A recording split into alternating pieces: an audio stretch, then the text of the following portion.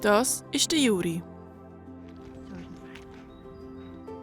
Er ist seit 5 Jahren unser Familienhund. Der Juri ist für uns nicht mehr wegzudenken.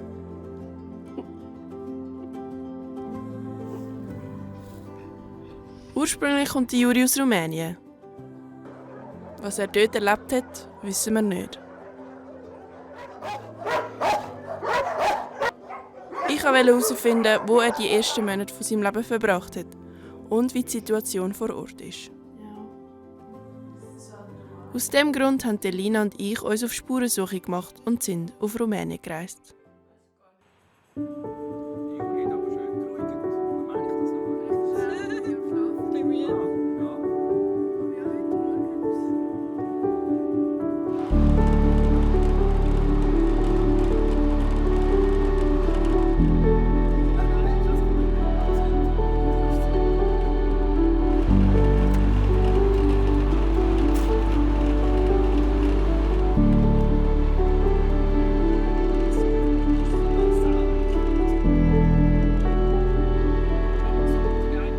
Nach einer 15-stündigen Autofahrt haben wir unser Ziel erreicht.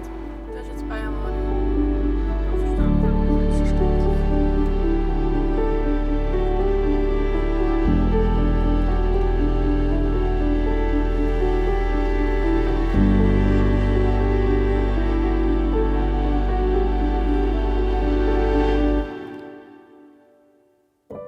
Der Juri ist in Baia Mare geboren.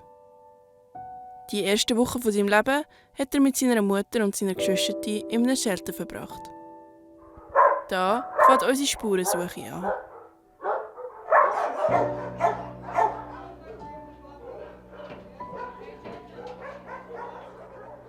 Im Public Shelter in Baia Mare leben laut Ein Herz für Streuner rund 500 Hunde.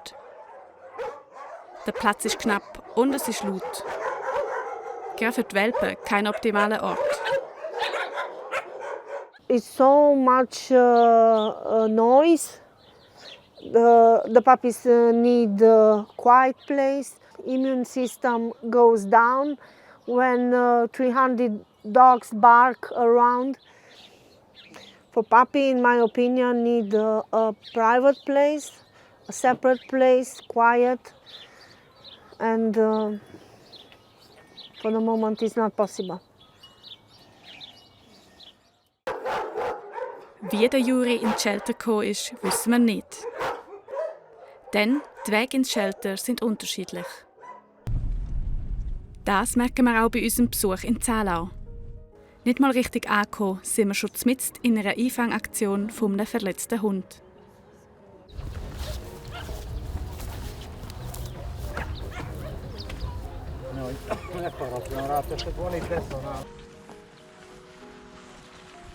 Wir wurden von jemandem kontaktiert, dass sie hier bei uns in der Nähe des Shelters einen verletzten Hund gesehen haben. Die Person konnte den Hund nicht sichern und hat uns gebeten, nachzuschauen, ob wir ihn dann sichern, ob wir dem Hund quasi helfen können.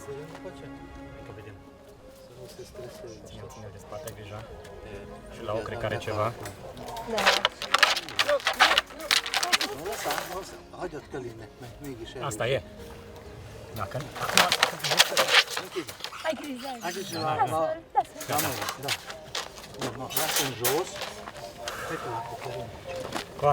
Alexandra, bravo. Ich gebe meine private Handynummer auch keinem. Aber irgendwie finden die Leute das trotzdem und ich werde dann trotzdem angerufen für solche Fälle. Doch nicht nur TierschützerInnen bringen Hunde ins Shelter, auch Behörden und Privatpersonen. Wie viele Tiere abgewertet, ist von Woche zu Woche unterschiedlich. So auch zu Bistrita. Last week came in puppies and adult dogs together, but a lot of puppies, 24. 24. 1 week. In 1 week, yes. It's not the same every week. They come maybe 4, 5, 6, but now we found a lot of puppies. Wie viele Hunde genau auf der Straße leben, ist schwierig zu sagen. Schätzungen gehen von ca. 500'000 herrenlosen, streunenden Hunden aus. Doch wie ist es dazu gekommen? Der Ursprung der Strassenhundpopulation geht in die Zeit vom Ceausescu-Regime zurück. Wegen Zwangsumsiedlungen sind Menschen in Plattenbauten gezügelt und haben ihre Hunde zurückgelassen. Back then, they were very prompt in interfering, and then the dogs were killed, and it was easier to replace them with others and others. Only after, if you know the social events in Romania in 1989, when the dictatorial regime ended, this is when the things changed, also in terms of stray population, when it became larger and larger. Nach der rumänischen Revolution 1989 fehlen stabile staatliche Strukturen. Die Hundepolitik gerät in den Hintergrund. Erst 2001 reagiert der Staat. Ein Gesetz verpflichtet die Gemeinden dazu, Hunde einzufangen, in Shelter zu bringen, zu kastrieren und Adoptionen zu fördern. Die Einschläferung, auch Euthanasie genannt, ist nach 2 Wochen im Shelter möglich, insofern die Gemeinde das bewilligt hat. Wegen dem EU-Beitritt 2007 wird das Gesetz schließlich abgeschafft. Die Strassenhunde vermehren sich weiter. 2011 versucht man, ein neues Tötungsgesetz einzuführen. Das scheitert aber am Verfassungsgericht. 2013 folgt dann ein Wendepunkt. Ein Gesetz gegen streunende Hunde hat das Parlament in Rumänien verabschiedet. Die Tiere werden vom Staat eingefangen und Hunde, die innerhalb 2 Wochen keinen neuen Besitzer finden, dürfen eingeschläfert werden. Vor wenigen Wochen ist ein 4-jähriger Junge in Rumänien von Straßenhunden angefallen und zu Tode gebissen worden. Tragisches umweht das Straßenhundegesetz in verschiedener Hinsicht. Und so spaltet die neue Norm auch die rumänische Gesellschaft. Das Tötungsgesetz ist bis heute gültig. Wenn ein Hund im Shelter nach 2 Wochen nicht abgeholt wird, darf er eingeschläfert werden. Die Wirkung des Gesetzes ist umstritten. Wir haben die Anzahl X Hunde auf der Straße, die sich permanent multiplizieren, weil jede Hündin 2-mal pro Jahr Junge bekommt. Und wir tun eine ganz kleine Anzahl von diesen Hunden regelmäßig in die Tötungsstationen fugen und sie dort töten, während sich die anderen laufend weiter multiplizieren. Da muss man sich fragen, haben die das nicht verstanden, dass das so nicht aufgeht? Oder verdient da irgendjemand wahnsinnig viel Geld mit diesen Tötungsstationen? Die Leute, die diese Public Shelters führen oder denen das gehört, gehören meistens irgendeiner politischen Partei. Und denen ist es egal, wie es den Hund geht. Denen ist es egal, ob jetzt 20 Hunde pro Jahr erlöst werden oder 500 Hunde pro Jahr erlöst werden, weil sie eigentlich an einem getöteten Hund mehr verdienen. Wie viel Geld effektiv fließt und von wo es kommt, wissen wir nicht. Was man weiß, die EU unterstützt ihre Mitgliedstaaten mit Fördergeldern für verschiedene Projekte. Dass die Gelder in Rumänien für Tötungen eingesetzt werden könnten, sorgt im Moment für eine grosse Debatte auf den sozialen Medien. Tierschutzorganisationen und InfluencerInnen fordern im EU-Parlament die Abschaffung des Tötungsgesetzes. Der Jury hat Glück gehabt. In Baia Mare wird nicht getötet. Denn für die Umsetzung der Gesetze sind die lokalen Autoritäten verantwortlich, was regional grosse Unterschiede verursacht. Neben Baia Mare haben wir 5 andere Shelter besucht, die unterschiedlich organisiert sind. Sie unterscheiden sich vor allem in der Finanzierung. In Cluj haben wir das Public Shelter besucht.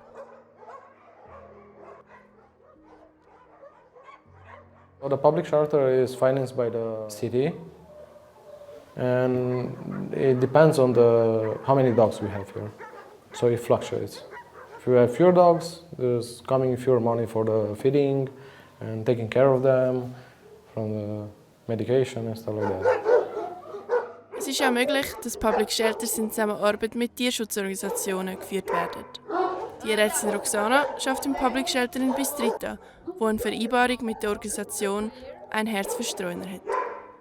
The city hall pays for all the expenses like light, water, take of the garbage and stuff like this. And Ein Herz is paying everything regarding the dogs. So every vaccine that they need, every neutering, microchip, passports, Food also, they send food every month, and all the treatment that for the sick dogs, they pay everything. So it's like their partnership like this.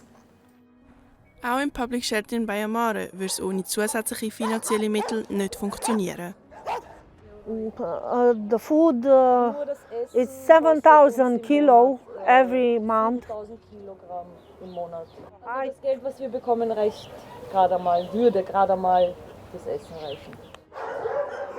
Neben den Kosten fürs Futter kommen auch noch Ausgaben für Personal, medizinische Versorgung und die Entsorgung von Kadavern dazu. Daneben gibt es auch private Shelter, welche von Vereinen, Tierschutzorganisationen oder Privatpersonen geführt werden. So auch die Organisation Arca Lui Noi in Cluj. In terms of funding and finding the material resources to sustain our work, we are relying exclusively on donations. So we do not receive any type of financial support from the authorities. We are counting on the community who can donate from food, blankets to money to buy food or whatever is needed. Ein weiteres Projekt, das ausschließlich durch Spendengelder finanziert wird, ist das Angels Paw Pack in der Nähe von Baia Mare. Der Schweizer Verein verfolgt eine andere Haltungsphilosophie. Wir sind nicht in Shelter unterwegs, wir sind nicht in Tötungen unterwegs. Wir haben einfach ein Grundstück von über 5000 Quadratmeter Land. Die Hälfte ist sicher eingezäunt, dass wir auch einen sehr scheuchen Hund aufnehmen könnten. Wir haben eine Gruppenhaltung mit verschiedenen Hunden. Es ist verschiedenes Alter, zusammengewürfelt und die lernen miteinander kommunizieren, spielen, zusammen fressen. Auch in Zallau ist das Modell privat geführt. Unabhängig von dem System ist für die Hunde schlussendlich eins entscheidend: der Umgang der Leute vor Ort.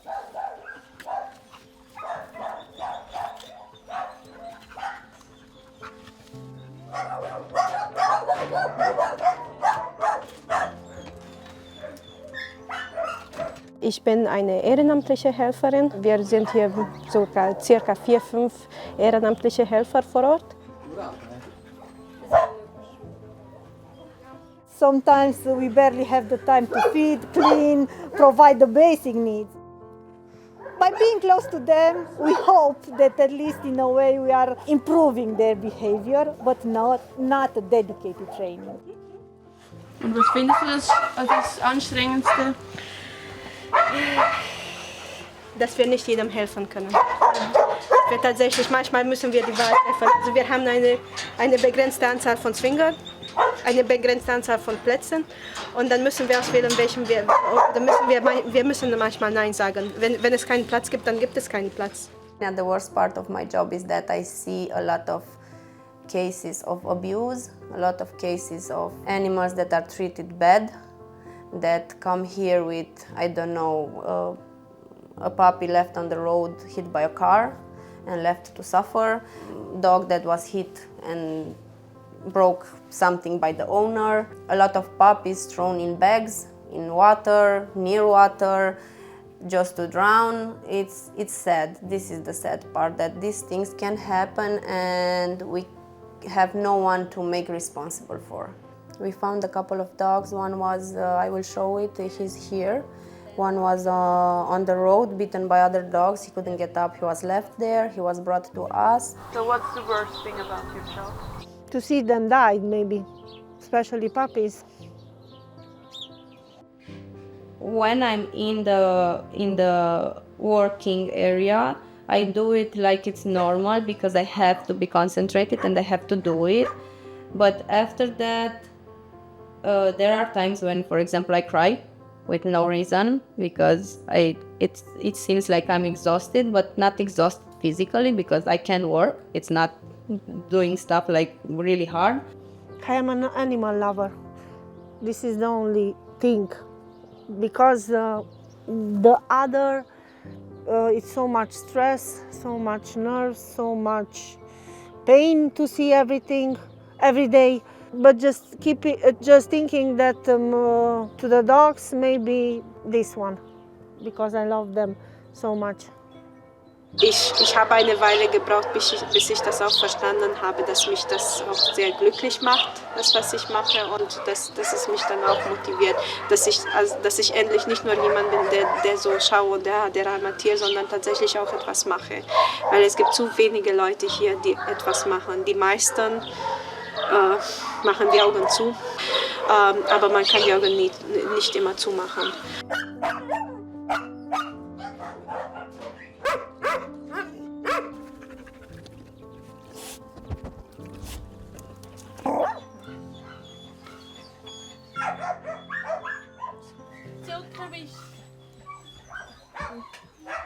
What people fail to understand or don't want to accept is that we, the people, are part of this problem. Those dogs are not falling from the sky. Every dog at one point had an owner. And by abandoning them, by not sterilizing them, this will keep going, and only humans can regulate this. Wir wollten wissen, wie das die Leute auf der Straße wahrnehmen. Darum haben wir bei Passanten das Bistriten angefragt. At my home, we have a lot of dog in the street, and me and my dog stay only at home. They attack him. Yes. I don't know. It's difficult because people don't sterilization a dog, and they are a lot. Also diese Hunde, die keine Besitzer haben, ja, die müssen normalerweise, wie heißt das medizinische, die kann Sterilisieren? Sterilisieren, jawohl. Warum machen sie das nicht? Weil das ist der einzige Weg, dass wir keine streuende Hunde wieder auf die Straße haben. Ja, das wäre ja eigentlich auch ein Gesetz. Jawohl, ohne Sterilisierung geht es nicht. Also das ist der einzige Weg, dass man ganze Probleme lösen. Ne? Whoever has a dog should be responsible for take care of them, and at least spay them, or if they want to keep them. And if they don't, okay, you leave them on the street, but don't let them multiply like that, because that's not a good thing. They suffer also. We have free neuterings for all the citizens that are near our area, but they don't come. They don't take the dogs. I think it's just lack of education, because we try all the time when we have, for example, big campaigns, because we do, in the summer we do big campaigns. We go in some villages near Bistrica and we neuter dogs. We also had, for example, 3 days with 350 neuterings in 3 days. If we are there and the animal police helps with information and the city hall comes with us to say that it's mandatory to neuter the dog because this is the law, they come. If we go there, if we don't go there and we expect them to come here, they don't come. We try our best to inform every person that comes in the practice. We tell them that when the dog gets 6 months old, he has to be neutered. And the people that come here understand because they love animals, and they come and do the stuff like it's good. But the people from villages that don't know this stuff and don't see a dog or a cat like a family member, then they don't come. Wir wissen ja alle, was die Lösung wäre. Also es gibt keine Magie. Es gibt auch keine Lösung, die man auf einmal jetzt als die Stadt erfinden würde. Das wäre die Lösung, quasi zu kastrieren. Und zwar so viel zu kastrieren und zu kontrollieren wie möglich. Und das wissen eigentlich alle, und sie wollen das trotzdem nicht tun. Also ich sage mittlerweile, dass das ein bekanntes Problem ist, aber man will nicht, dass dieses Problem gelöst wird. Weil solange man so viel daran verdient, und das ist unglaublich viel Geld, was man daran verdient, kann man auch nicht sagen, ja, die armen Hunde. Ja, die armen Hunde, aber du hast 100 € bezahlt, damit der Hund erlöst wird. Seit 2001 gibt es ein Gesetz, das alle verpflichtet, ihre Hunde sterilisieren zu lassen. Die Kontrolle ist aber mangelhaft.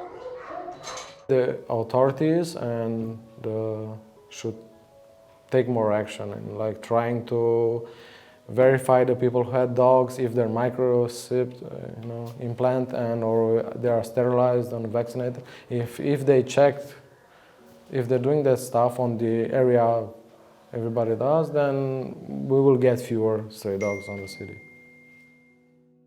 Alle sind sich einig, Sterilisation wäre die Lösung. Doch während darüber geredet wird, sind die Shelter voll. Für diese Hunde braucht es eine schnellere Lösung, wie die Vermittlung an Privatpersonen. Here in Romania, we are low also in adoption. They are maximum 2, 3, maximum 5 adoption monthly.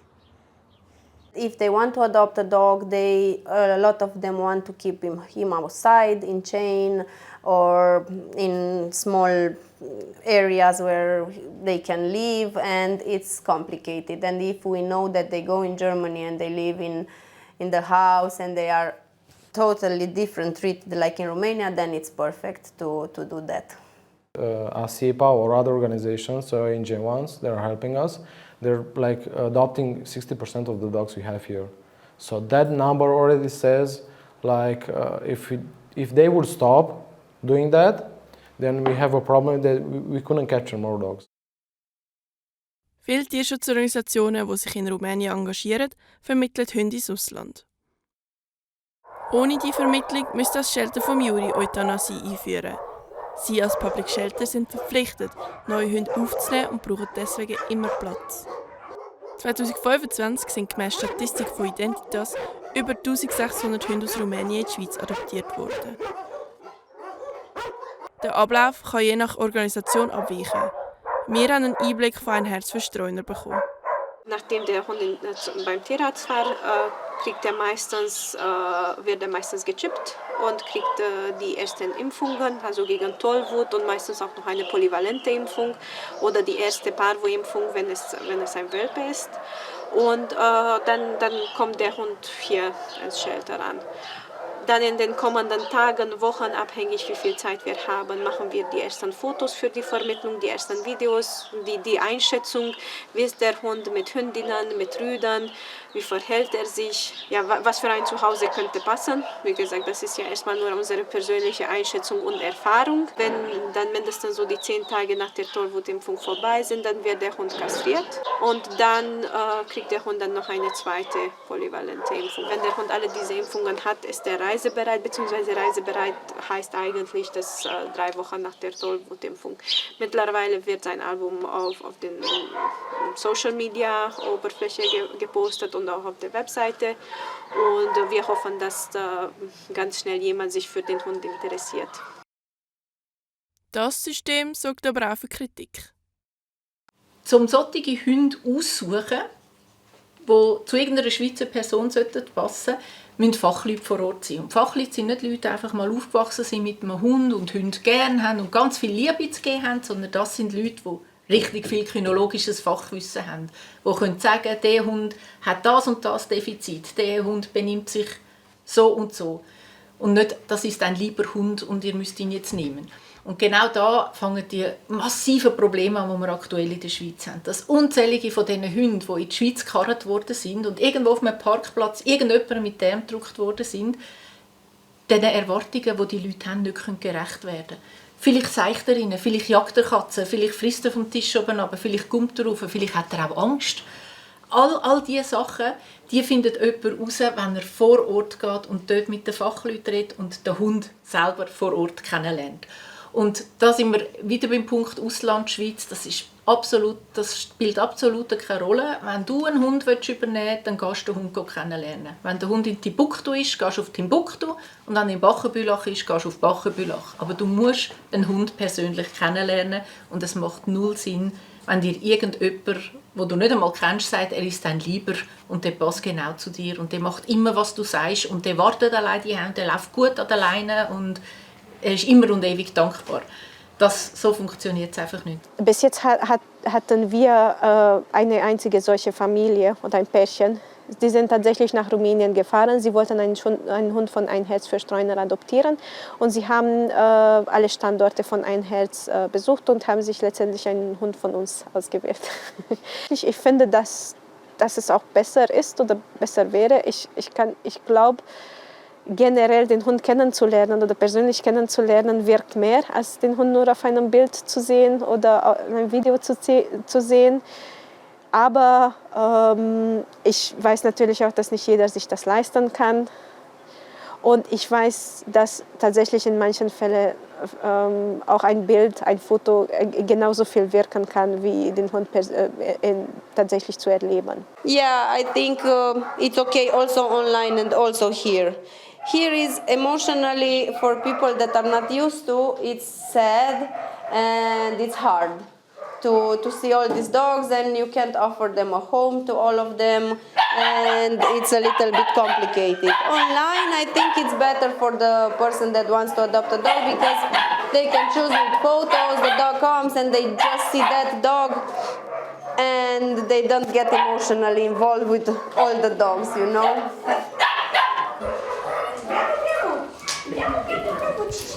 Erst nach einer positiven Vorkontrolle reist der Hund zu diesen Familien. Man weiß natürlich nie, ob der Hund tatsächlich passend ist für die Familie oder nicht, weil der Hund kann bei uns auch ein anderes Verhalten zeigen als in der Familie. Der Hund kann natürlich auch sehr überfordert sein in den ersten Wochen oder Monaten und es kommen natürlich nicht alle damit zurecht. Aber so erfahrungsgemäß, wie gesagt, die Familien werden schon sehr gut ausgewählt, damit es so wenige Rückläufer wie möglich gibt. Das ist auch nicht im Interesse von Ein Herz und auch nicht in unserem Interesse. Also keiner. Das ist eine doofe Situation für alle dann. So eine Situation hat Juri erlebt. Mit 4 Monaten ist er in die Schweiz gekommen. Zuerst zu einer Familie, nach ein paar Monaten ist er dann als Rückläufer bei einer Pflegestelle abgegeben worden. Rückläufer nennt man Hunde, welche von einer vermeintlichen Endstelle wieder zurückgegeben werden. Ein Zuhause hat Juri schlussendlich bei meiner Familie gefunden. Kurz nachdem er bei uns war, hat Juri angefangen, Alleinaggressionen zu zeigen. Spaziergänge mit ihm sind nicht einfach. Besonders meine Mami trainiert regelmäßig mit dem Juri. Der Stefan begleitet die beiden seit ca. 2 Jahren als Verhaltenstrainer. Beim Juri ist es so, ich bin sicher, er hat mit anderen Hunden zusammengelebt. Man hat ihn daraus rausgenommen und Juri hat nicht sehr viel Selbstvertrauen. Das fehlt ihm. Ja? Weil eben seine Buddies, die ihm eigentlich den Platz in seiner Gruppe gegeben haben, die sind alle nicht mehr da.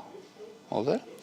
Und er war vermutlich kein Rudelführer dort draussen. Aber das spielt auch gar keine Rolle. Aber bei ihm war es effektiv so, er war wahnsinnig unsicher auf die Umwelt und hat durch das auch mit Aggression Antwort gegeben.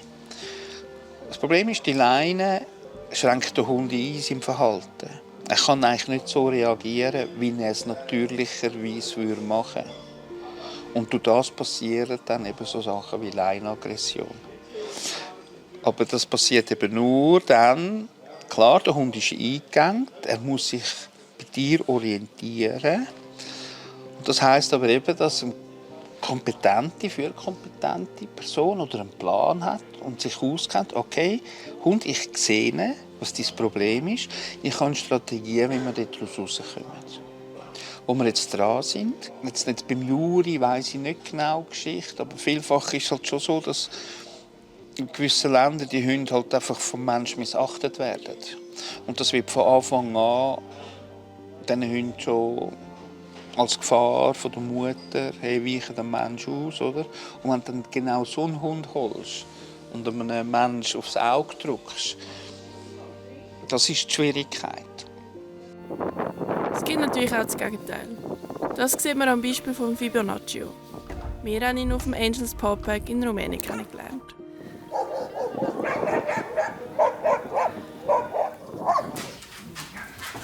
Knapp 2 Jahre später haben wir ihn in seinem neuen Zuhause in der Schweiz besucht.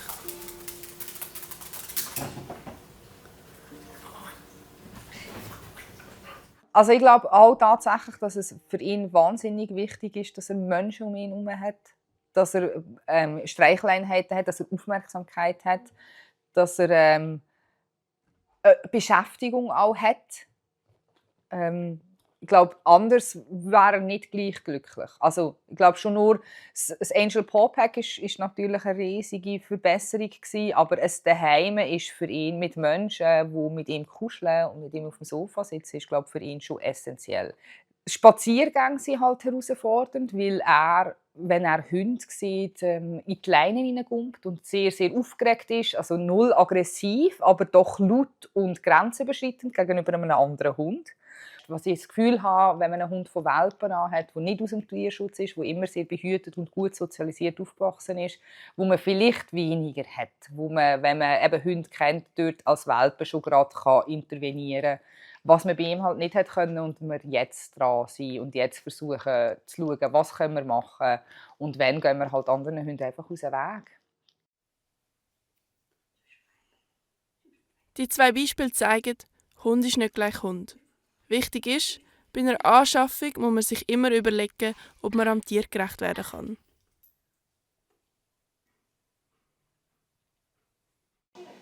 Man muss schauen, dass man den Hund aus Verständnis zu ihm nimmt und nicht, weil man Mitleid hat. Und sagt, okay, ich suche mir jetzt eine Lebensaufgabe. Weil das ist eine Lebensaufgabe. So Hunde hast du nicht einfach nebenbei. Unsere Spurensuche zeigt, das Leben der Strassenhunde wird von Menschen geprägt. Viele setzen sich mit Herzblut für das Tierwohl ein. Trotzdem gibt es immer noch Tötungsstationen. Auch mit Einfangen und Vermitteln ist das Problem offensichtlich nicht behoben. Um eine nachhaltige Lösung zu finden, muss sich etwas am System ändern. Trotzdem bin ich froh, hat Juri zu uns gefunden. Denn er gehört einfach zu unserer Familie.